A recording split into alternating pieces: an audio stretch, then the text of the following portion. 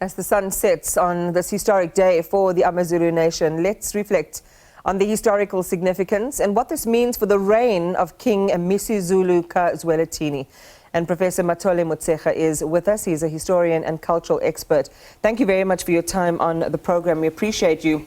Your impressions of how big a moment this was for the Zulu nation. What are the moments for South Africans who are unlettered and unfamiliar with the importance of a day like this you would like people to know and understand better?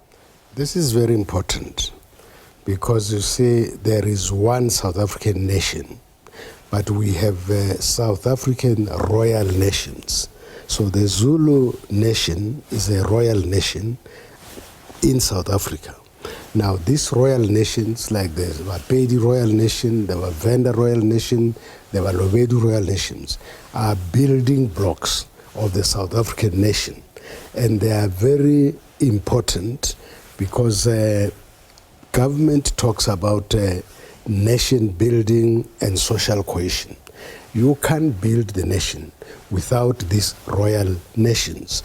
And you'll remember that during the 18th and 19th century, it was the monarchs, the African monarchs, that stood up against colonialism and imperialism. And that's why when the ANC was formed, it was the monarchs, the religious leaders and the intellectuals that came together. So this is important because it means the democratic government recognizes the importance and centrality of royal nations like the Zulu nation in building a new socially cohesive South Africa. Let's talk about, and please correct my perspective if it's misguided. My understanding is even though the Zulu kingdom or the Zulu nation under Shaka vanquished a lot of tribes and vanquished a lot of people during their own military conquests, the reason there is a coalescence of support around the Zulu house, so to speak, is because of that resistance to colonialism. Would that be an apt characterization? Correct. But you see, the colonial historians call that a vanquish. Shaka was trying to reunite and build a strong nation to be able to resist the European intruders. But like in any situation, you have dissidents. Like Mzilikazi was a dissident, he ran away. There was another Soshangan was a dissident. But the agenda of King Shaka was a nation building agenda. And that's why we should be proud today that Shaka's successors have maintained the unity of the Zulu people, and that unity is important not only for the Zulu royal nation, but for all of us as South Africans, because we want a united South Africa, and these royal nations are building blocks of that South Africa that we all desire. Prof, talk to us about the sophisticated hierarchies of leadership and governance in the AmaZulu nation.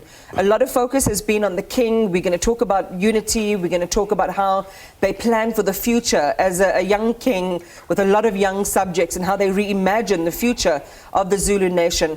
But there is a very sophisticated and very specific hierarchy, which among others includes the Izinduna. How do they all talk to each other? You see, we inherited a colonial mentality and terminology. The Zulu king, like other kings, Skukune, Makado and others, are monarchs. But we call them traditional leaders, putting them at the same level. But if you look at the original structure, you have the monarch, who is the king, called Isilo Samabandla.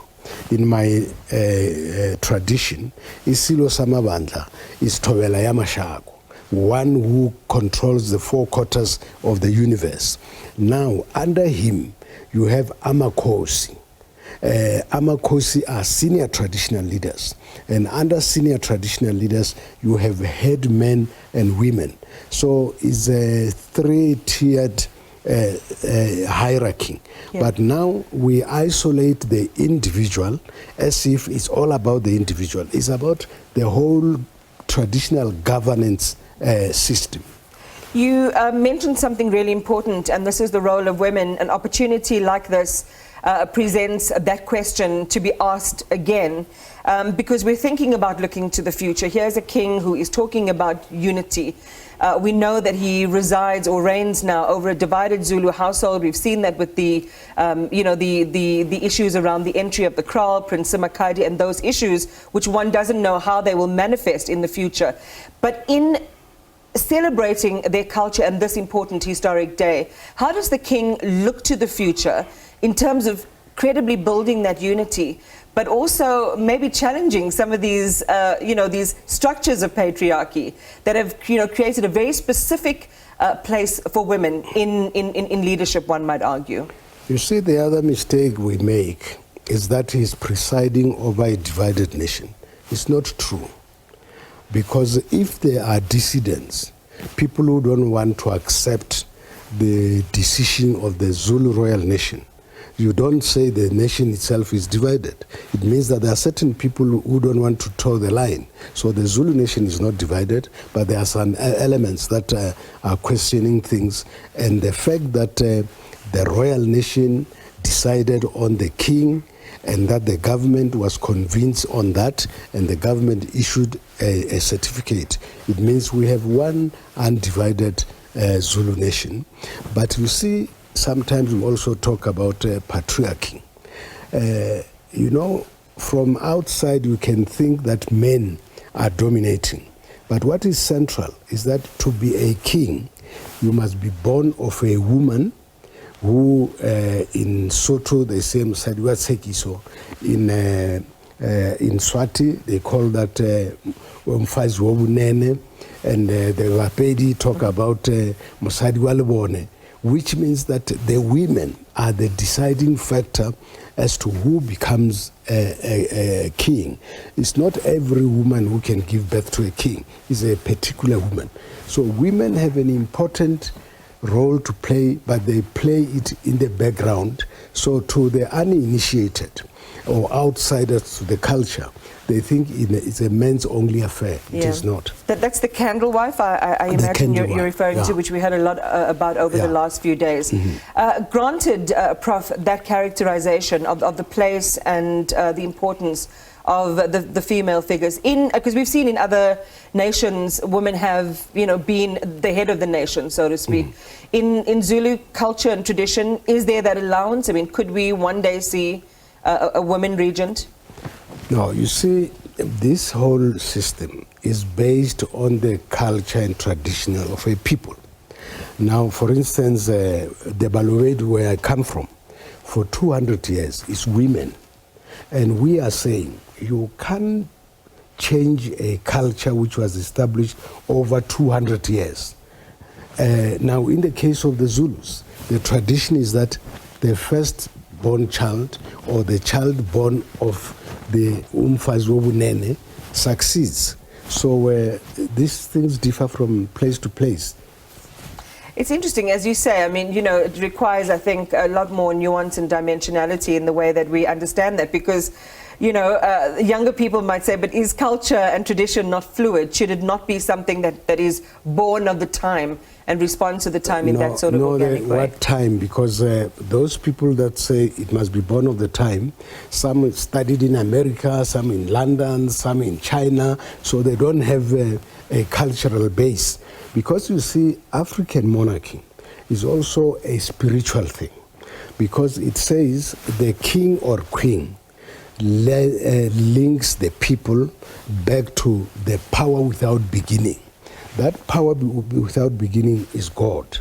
And from that God descended the royal ancestors. Would that be, for Zulu purposes, Mvelingane? Mvelingane.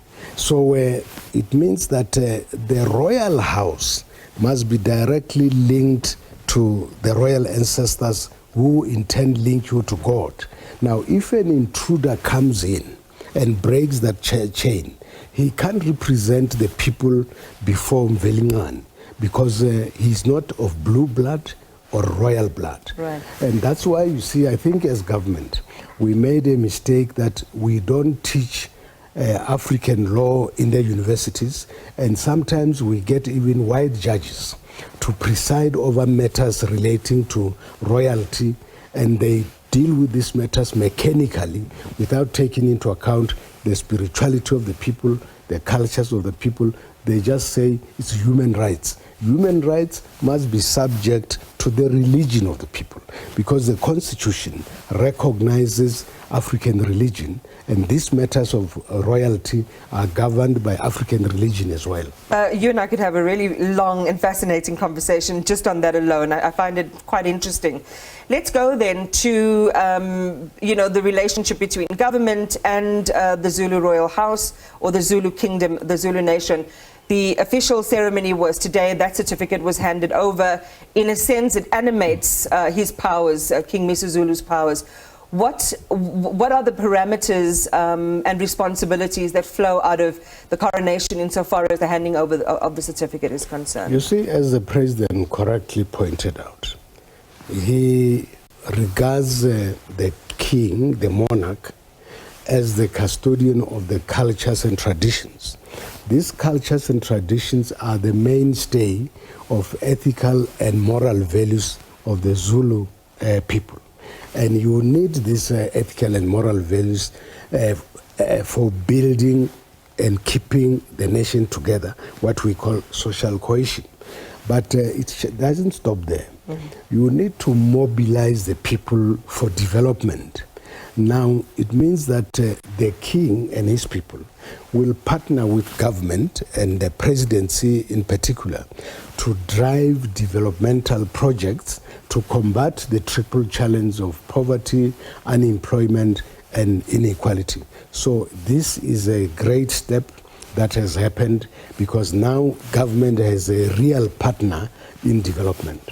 Thank you so much for enlightening us and for having a really great conversation on Full View. We appreciate your time. Professor Mathole Motshekga, who is a historian and a cultural expert.